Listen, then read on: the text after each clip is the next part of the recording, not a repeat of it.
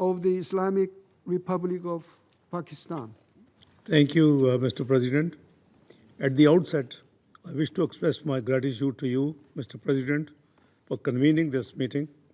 I welcome the participation of all distinguished ministers joining this important discussion today. I also thank Secretary General for his valuable briefing and thoughtful remarks. The Secretary General's voice has always been of wisdom and compassion in Palestine and beyond. To promote peace and alleviate human sufferings, we salute this dedication and devotion, Mr. Secretary General. Mr. President, we meet today in the shadow of a profound and deeply troubling tragedy. The Palestinian people are enduring unimaginable suffering, an unbearable daily toll of human lives, the destruction of homes and neighborhoods, and the obliteration of essential infrastructure. Hospitals, schools, and markets lie in ruins.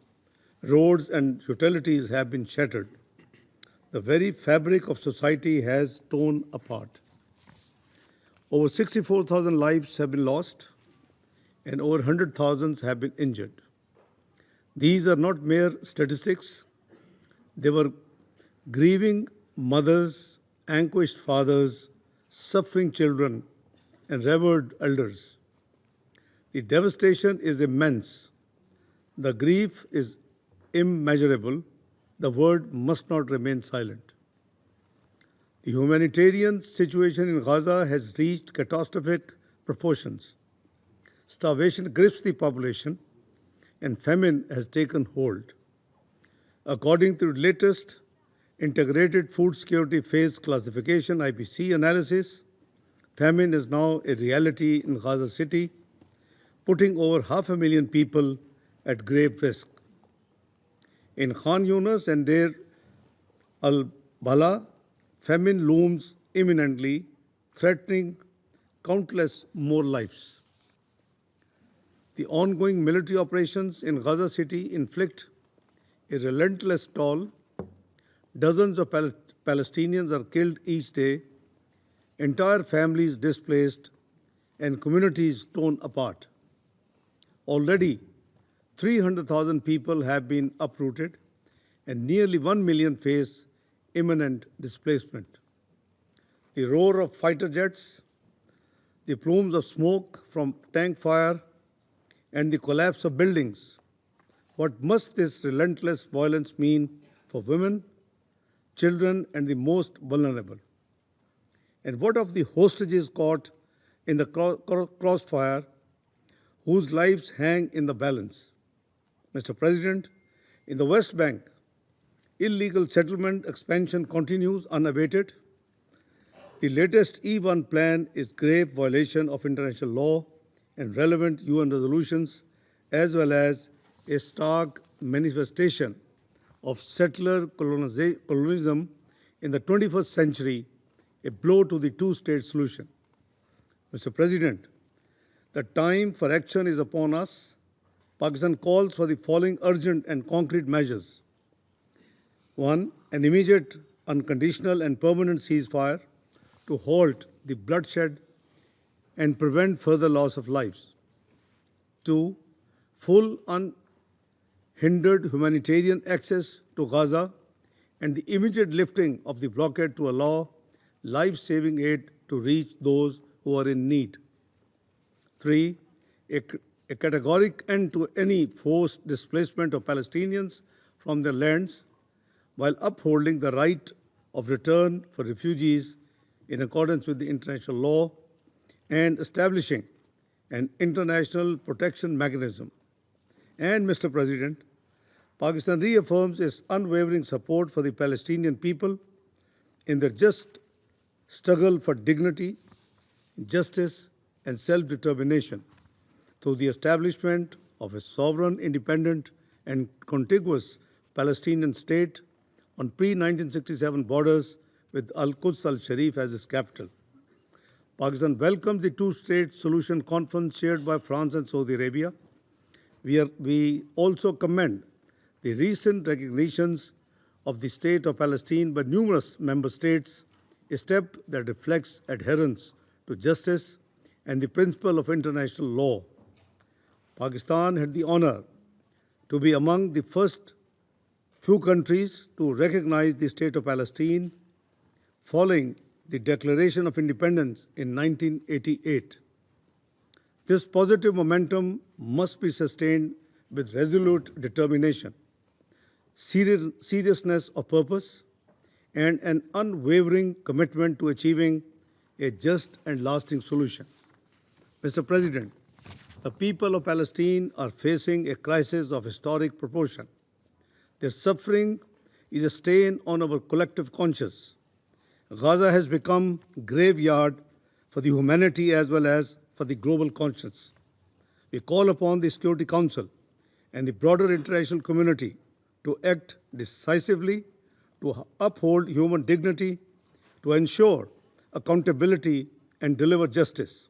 The time for words has passed. The time for action is now. Thank you, Mr. President, and thank you all.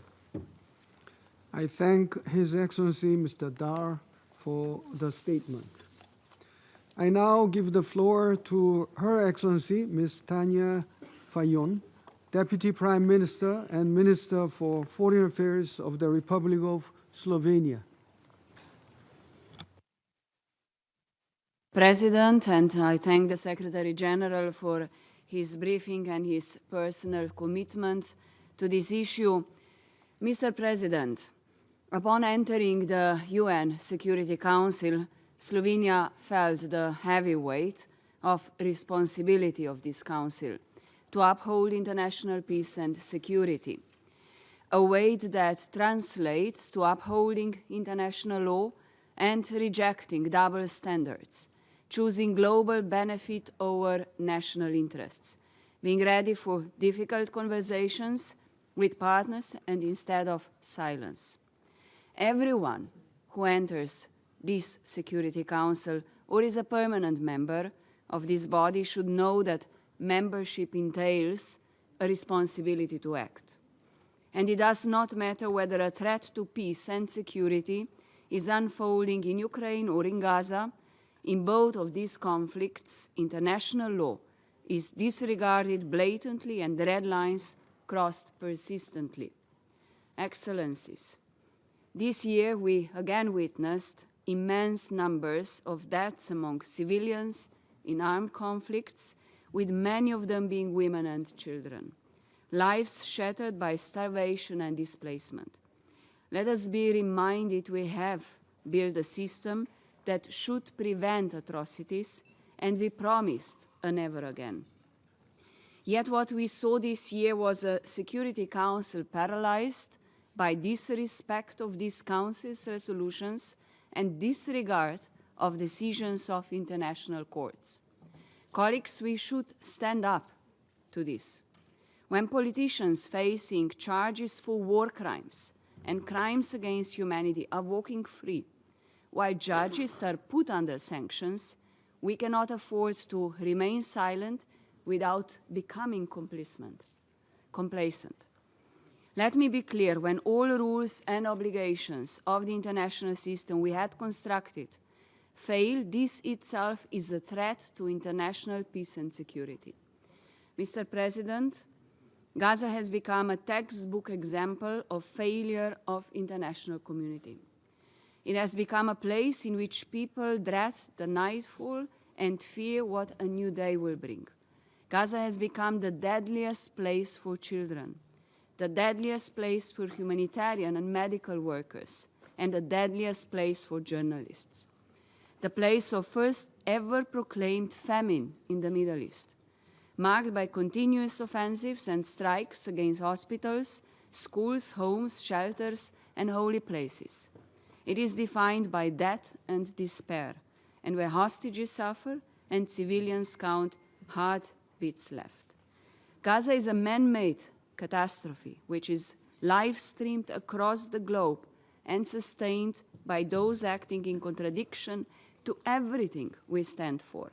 And Mr. President, existence of reasonable grounds to conclude or finding that acts may amount to genocide are threats to international peace and security.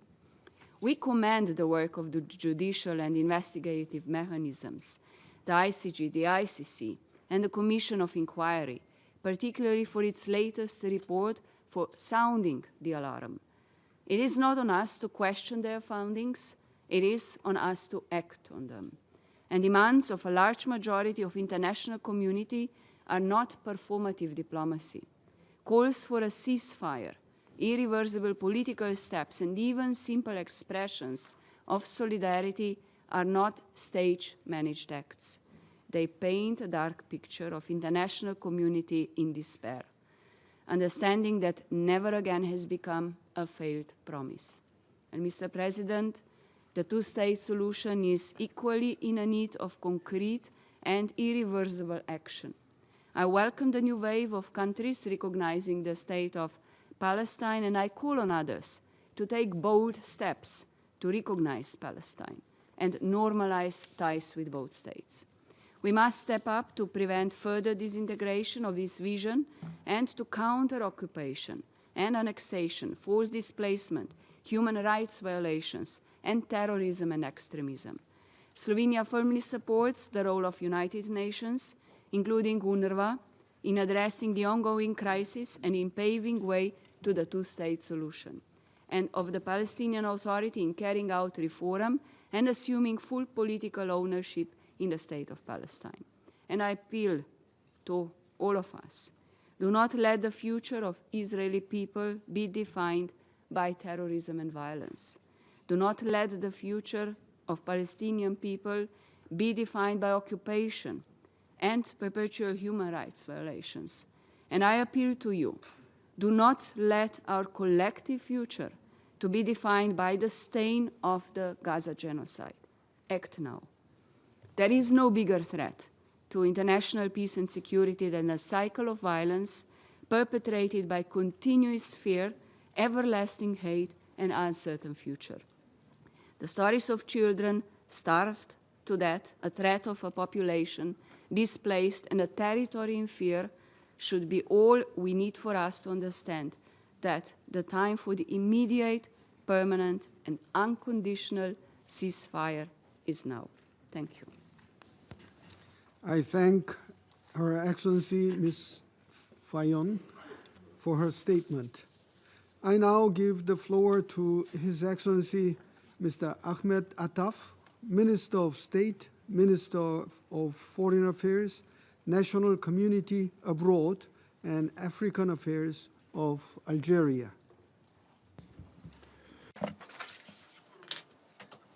Thank you, Mr. President, for organizing this session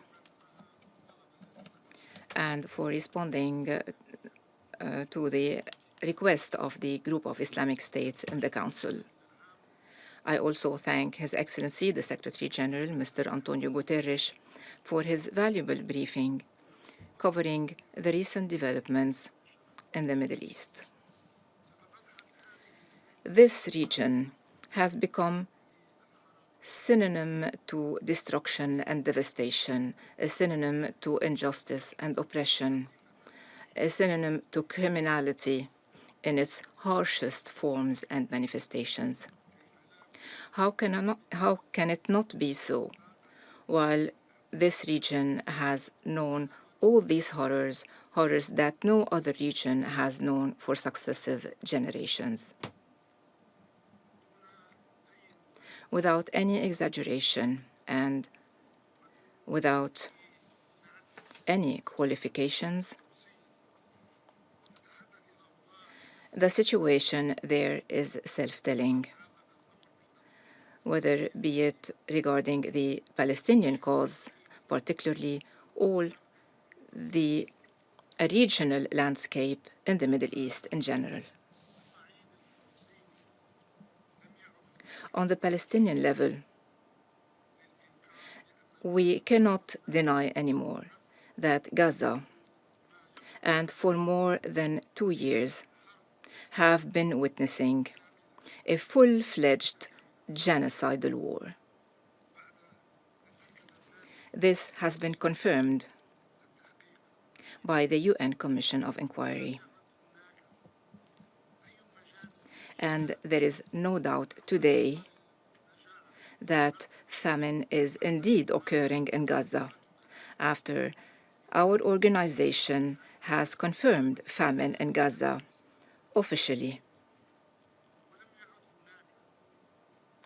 There is also no room for interpreting the designs for displacement, reoccupation, and the annexation of Gaza and the West Bank after the Israeli occupation started implementing these designs and announcing them blatantly and brazenly. On the regional level, the Israeli aggressions continue unabated. An Israeli aggression against Yemen, followed by an Israeli aggression against Lebanon, then an Israeli aggression against Syria, followed by an Israeli aggression on Iran. And a few days ago, yet another Israeli aggression against the state of Qatar. Needless to say that this list might expand even further following the threats against other countries in the region. This is the unjust and tragic situation that the Israeli occupation is trying to entrench. The Israeli occupation is opening new fronts of aggression, one front after the other. This council does not have to solve riddles anymore, now that the Israeli occupation itself is boasting about its achievements. The Israeli aggression is first aiming at undermining any prospect for the establishment of an independent, sovereign Palestinian state, not on the ground alone, but also in the minds of people, if possible. Second, the Israeli occupation aims at redrawing the borders in the region based on its imagination and its illusions, basing itself on the most dangerous myth, which is the myth of Greater Israel. Third and last, the Israeli occupation aims at entrenching its absolute monopoly over the region and at having the final say in that region, to attack whomever they want, whenever they want, and however they want. They give no regard to international law, nor to the UN Charter, and not even to the merest rules and customs related to civilized coexistence.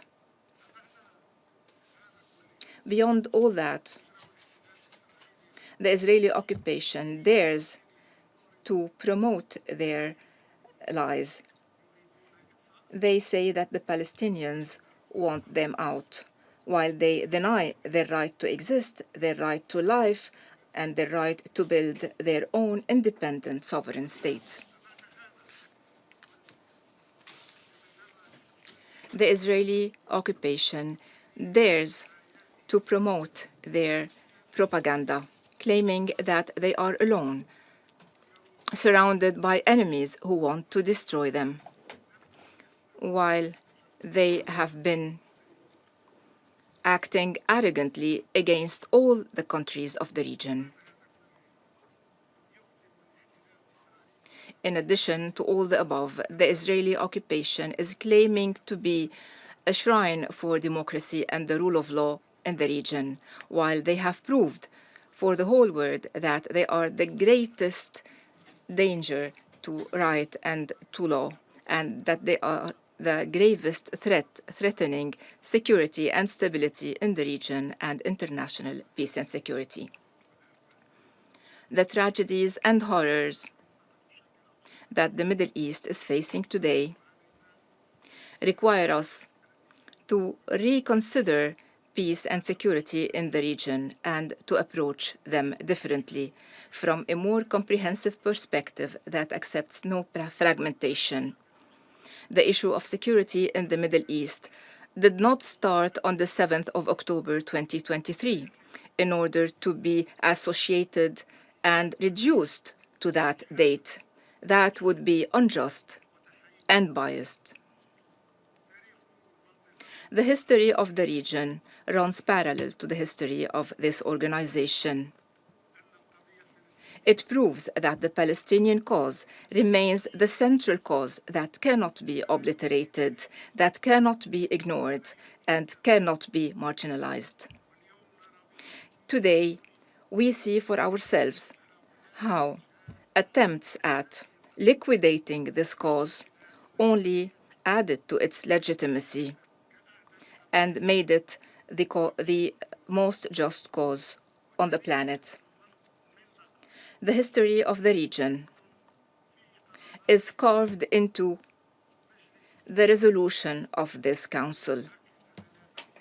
This history proves that there is no alternative to the two-state solution and to the establishment of the State of Palestine along the borders of 1967 with Al-Quds al-Sharif as its capital. This is the just, lasting, and final settlement of the Israeli-Palestinian crisis or conflict. Today, we also see for ourselves how the designs to obliterate this state only made it more resolute through the diplomatic recognitions. Algeria welcomes these recognitions and calls for strengthening them in order to grant the Palestinian state a full membership in our organization. The history of the organization is also rooted in international legitimacy. This history proves that there is no alternative to putting a final end to the exceptional, unjust treatment granted to the Israeli occupation, including impunity, non-accountability, and no punishment. And today, we also see for ourselves how the overwhelming majority of the member states believe in the importance of dissuasion and accountability for those who believe that they are above all the rules, regulations, and laws that others are respecting. Furthermore, the history of the region also shows that security and stability in the Middle East will not be achieved if our Council does not shoulder its responsibilities. The fate of the Palestinian cause and the fate of the Palestinian people, the fate of all the countries and peoples of the region, all these fates